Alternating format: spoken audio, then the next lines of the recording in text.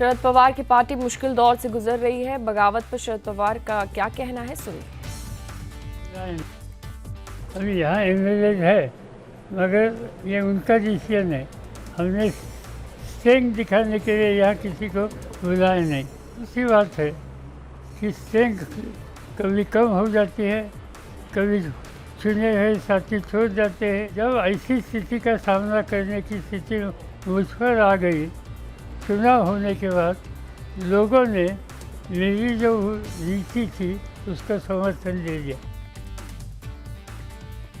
NCP के सबसे प्रमुख चेहरों में से एक प्रफुल्ल पटेल ने भी शरद पवार का साथ छोड़ दिया है, लेकिन उनका कहना है कि पवार साहब हमारे गुरु हैं। वो मेरे गुरु हैं और गुरु रहेंगे, और उनका आशीर्वाद हमेशा मैंने लिया है और आगे भी, आज भी लूंगा और हमेशा लूंगा। पार्टी का सिंबल, पार्टी का नाम, क्योंकि पार्टी ही करके अजीत पवार साहब के साथ हम सब लोगों ने मिलकर निर्णय लिया है। कल अजित पवार के साथ गए एनसीपी सांसद अमोल कोल्हे का मन बदल गया है और अब वो शरद पवार के साथ है। इस बात का मुझे बिल्कुल इल्म नहीं था कि ये होने वाला है, शपथ ग्रहण समारोह होने वाला है। और जब मैंने शपथ ग्रहण समारोह में ये सब सामने देखा, तभी मैंने एक्चुअली मेरे सांसद का इस्तीफा देने की मैंने सोची। जैसा मैंने ट्वीट में भी बोला कि जब हम दिल की सुनते हैं, तो this is my inner voice what has given me call, and I am strongly with Sharad Pawar साहब। और कल मैं शरद पवार साहब से मुलाकात करूंगा और उसके बाद विस्तार से मैं अपना स्टैंड रखूंगा। एनसीपी विधायक अमोल मिटकारे ने कहा कि जो भी लोग अजित दादा के साथ आए हैं, उन्होंने लिखित में समर्थन दिया है। मेरे ये कहना है कि जिन लोगों ने कल अजीत दादा को समर्थन दिया, जिन 35 विधायकों का समर्थन है, लेखी समर्थन है, उन्होंने खुद होके दिया है, कोई प्रेशर में उन्होंने तो दिया नहीं। और वो 35 के 35 भी लोग आज दादा के साथ है और आने वाले भी है, कुछ आ रहे हैं, कुछ अपक्ष के भी लोग हैं जो दादा के साथ जुड़ रहे हैं। पूरे पाठिंबा, गठबंधन का पाठिंबा पूरा अजीत दादा ने राज्यपाल महोदय को सौंपा। अजित पवार गुट दावा कर रहा है कि उसके पास 40 विधायकों का समर्थन है, जबकि शरद पवार गुट का कहना है कि अजित गुट के पास सिर्फ 9 विधायक हैं। आज के तारीख में मुझे दिख रहा है कि 9 के सिवाय उनके पास कोई है ऐसा लगता नहीं। तो ये उस तरीके की ही बातें कर रहे हैं जैसे लगातार एकनाथ शिंदे और उनके साथ के जो विधायक हैं वो कर रहे थे कि हमने शिवसेना में। ये पॉलिटिकल गिमिक है। तुम जब शरद पवार जी के विचारधारा को विरोध करके बीजेपी के विचारधारा अपनाते हो, इसका मतलब साफ है कि आपने शरद पवार जी को छोड़ दिया। घर वापसी की कोई जो है कोशिश सर कि दरवाजे खुले हैं कि वापसी की बात सिर्फ शरद पवार जी कर सकते हैं। मैं तो कहीं घर का दरवाजा भी नहीं खोल सकता। इन लोगों ने जिनको करप्ट कहा था, उनको सब लोगों को बीजेपी में ले लिया है। तो बीजेपी ने ये सर्टिफिकेट ही दे दिया कि एनसीपी बिल्कुल साफ सुथरी पार्टी है, उनमें कोई भी भ्रष्टाचार नहीं है। एनसीपी में फूट के बाद महाराष्ट्र सरकार में मंत्री गुलाब पाटिल ने दावा किया है कि कांग्रेस के भी 17 विधायक हमारे संपर्क में हैं। देखिए, अभी तो कांग्रेस की भी कई विधायक आने की तैयारी में है, यानी कि सबको ऐसा लग रहा है कि अभी काम वाले लोगों के साथ जाना चाहिए।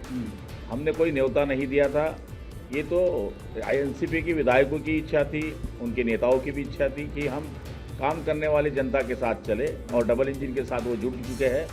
अभी हमें खबरें आ रही है कि कांग्रेस के कम से कम 17 विधायक तैयारी में है, जो उनका गुट आने की तैयारी में है। और मुझे लगता है कि कुछ दिनों में वही चमत्कार होने जाए। एनसीपी में बगावत पर लालू यादव ने बीजेपी पर निशाना साधा और कहा कि चारों तरफ डाका डाल रहे हैं। हमारा देश टूट रहा है, देश बिखर रहा है, लोकतंत्र पर हमले हो रहे हैं। नरेंद्र मोदी इस देश के जो प्रधानमंत्री हैं, चारों तरफ डाका डाल रहे हैं।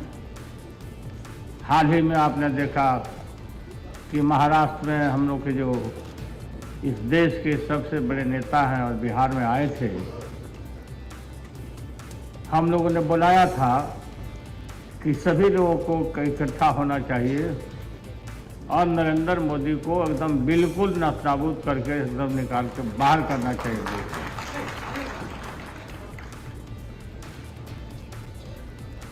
राम और रहीम के बंदों के बीच नफरत का दीवार खड़ा किया और एमएलए लोगों को खरीदना ये आम बात हो गई है। दिल्ली के बाद वहाँ महाराष्ट्र के बाद देखा हमने कि बिहार पर बाजी है। बिहार पर बाजी मैंने बिहार को अब हम लोग तोड़ेंगे। बिहार उड़ती चिड़िया को हल्दी लगाता है, तुम क्या छोड़ोगे बिहार को? एनसीपी में बगावत के बाद अब बात हो रही है कि जेडीयू के भी कई विधायक बीजेपी के संपर्क में हैं। महाराष्ट्र वाला खेल बिहार में भी हो सकता है। भारतीय जनता पार्टी जनता की ताकत पर विश्वास नहीं करती है, जोड़ तोड़ पर विश्वास करती है और जनता की ताकत में सब दिन उनको झटका ही लगेगा। सब दिन उनको झटका लगेगा। बिहार में भी ऐसी स्थिति बनने की बात है क्या सर? कोशिश तो वो करेंगे। बहुत कोशिश कर चुके हैं। हैदराबाद में आज अखिलेश यादव ने केसीआर से मुलाकात की और विपक्षी एकता पर कहा कि अगर बीजेपी को हटाना है तो रास्ता तो निकालना ही पड़ेगा।